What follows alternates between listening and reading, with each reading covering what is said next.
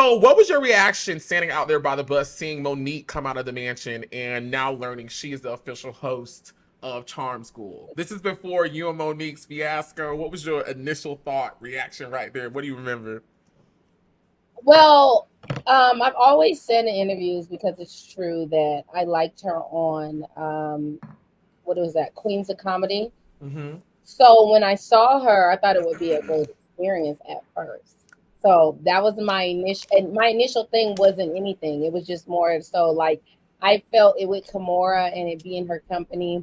I felt like if it was that way, it would be more strict. And when I saw Monique, I felt like, oh, maybe this will be more laid back because she seems like she's more laid. You know what I mean? It won't be Mm-hmm. so like, bossy and all that. Look, did I get did I get my world turned, right? So I'm thinking she was gonna be like a homegirl, like, you know what I mean? Uh-huh. Auntie. And no. What was she instead? Giving. What was she instead? What if she wasn't an auntie or homegirl, what was it? Fake, phony. I'm here for a check and to try to embarrass these girls. The first thing that stood out to me was what she said in the opener. I was baffled. When I tell you what she said. So initially, let me make it clear, because people misconstrue shit. When I saw her, it was a feeling of, oh, this might be cool, until she opened her mouth and started saying we were a disgrace to Black women. We are not a disgrace to Black women. Let me make that very clear. I was very upset about that. So the moment she opened her mouth, so that was just my thought when I saw her, was what I first said. And then when she started talking, it dawned on me, you trying to play us and you trying to play in our face and mess up our legacy of being the number one, not messing it up, but make us look crazy. And I wasn't with any of that, because last time I checked, she ain't got nothing representing Charm School with hairy legs on planes and red carpets, getting kicked off of planes. But may I may I proceed? But when that happened, I knew always, she got the wrong bitch, because I'm the wrong one. So in my head, I'm like feeling played by the production. I'm not gonna lie. Mm-hmm. I felt like, what the fuck is this? This is far from what I was told. Yeah. I didn't have a problem with her being the host until she opened her mouth, and now I'm realizing this is a bashing session of us. The reason I didn't like her saying we are a disgrace to Black women, it's a Black show, but there are not all Black women. We had an Asian on there, whites.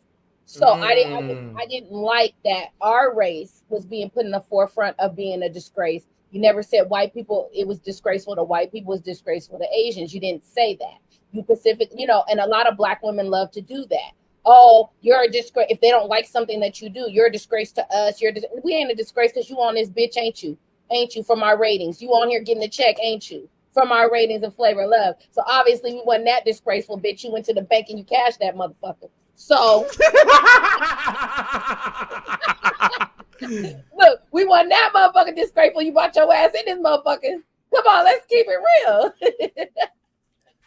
So we wasn't that disgraceful, bitch. You ran to the bank. Okay, and cash that check. Hello. And ended up as the host of BET Awards, I feel, because of us. Because of our shit. Remember. Was that what? That was that. Sure? I know for a fact, and I'm going to tell you how I know for a fact. This is what I mean by that. We filmed the reunion a day after the BET Awards. So the reunion for Charm School was filmed the day after, because a lot of things were said that were edited out about the BET Awards, because there was a lot of things going on. She tried to block a lot of shit, but what she don't get is you can't block shit that I got going on. I don't do what all the other girls do. I'm the only bitch in pictures with Eddie Murphy. I'm the only bitch on my cast, hun, sweetheart. She couldn't block shit. You know what I'm saying? But she thought little things like, oh, like I met people that knew her, where when she was hosting, they were like, you can sit in her seat. I said, I'll sit in my own seat. Yes. So But they were like, she'll probably get mad. I said, fuck her and her motherfucking seat. I got my own seat. But anywho, but thanks. But you know what I'm saying? I could tell, like, for some reason, what I never understood was, and we could probably dive into that as we go with the season. I never understood why she did not like me. But the only thing that I could think of is that because you could not run over me, I'm not a lap dog. I did not beg you for shit. I didn't even ask you for shit. I didn't want shit from her. So I think that that's what she did not like. She was very prideful and arrogant. And I feel like when she felt she was on top, it was more so like, oh, well, why is she not doing what the other girls is doing? Because the best believe the other girls was doing a lot. That's why they was allowing stuff to slide. I don't give a fuck who you are. You're not gonna disrespect me. I don't give a fuck what bitch is talking about. We're a disgrace. Where they win that disgraceful. You know everything I did on that show. You watched it, so that means you supported it. You put money in our pockets. So if we're such a disgrace, why do so? Do you get what I mean? That's really upsetting to me. Is the comments about we're a disgrace to Black women? How? Our show came from, you know, let's do a little history lesson. Our show came from The Bachelor. We're just Black. So why is it that and we did it better? So why is it that we're getting called that, but nobody's talking about The Bachelor, who's still on to this day, but nobody really watches?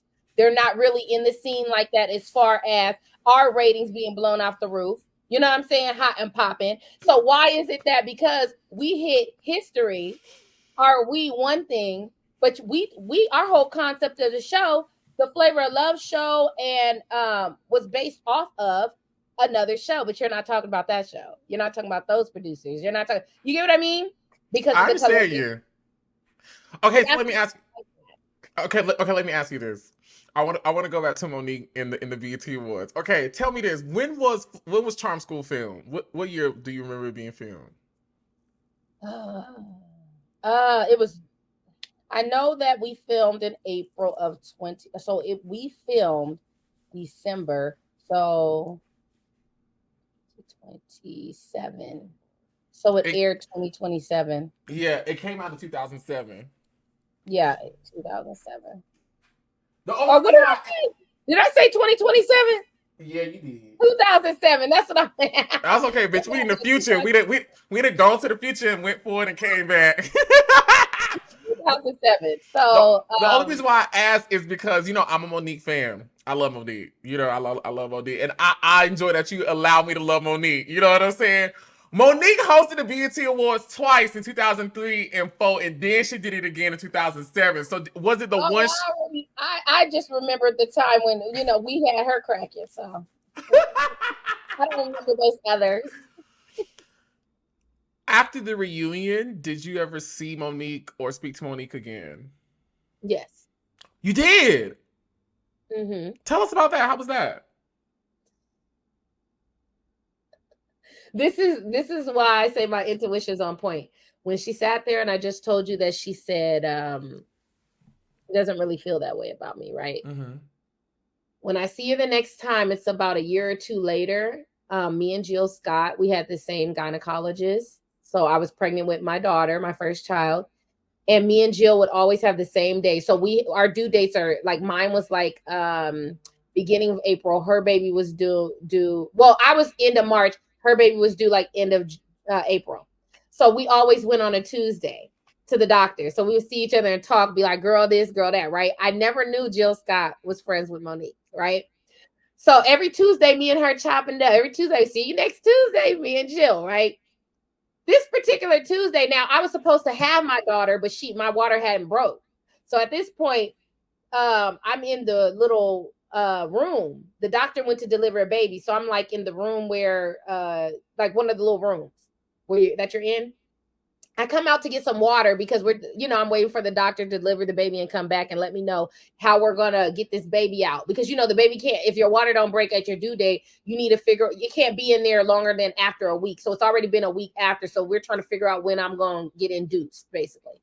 So I come out. I didn't know Jill was there. I come out to get some water. Jill's like, hey, girl, right? I'm like, oh, I didn't even know you was in here because it's quiet, right? She said, girl, you supposed to been had that baby, right?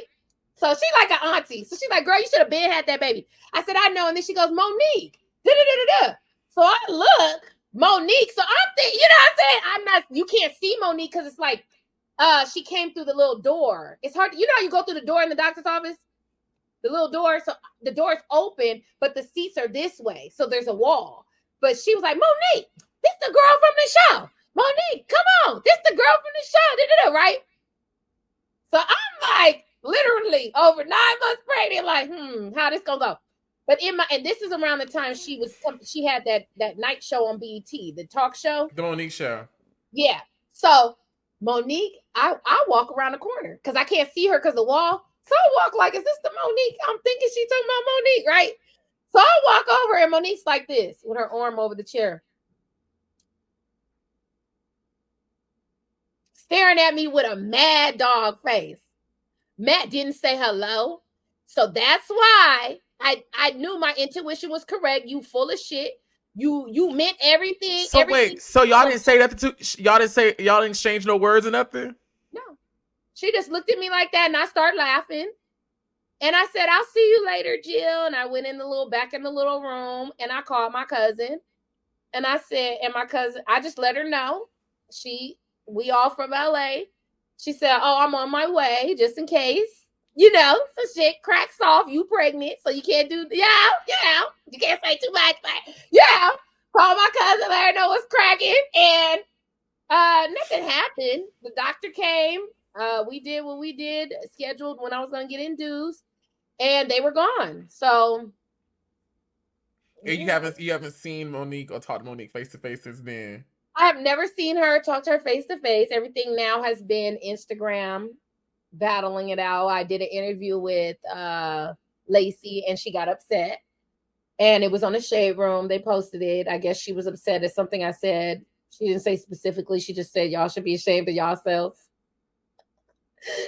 And we just had a little, I said something back. She didn't respond because I guess she thought, oh, I'm not going to say nothing else. But whatever.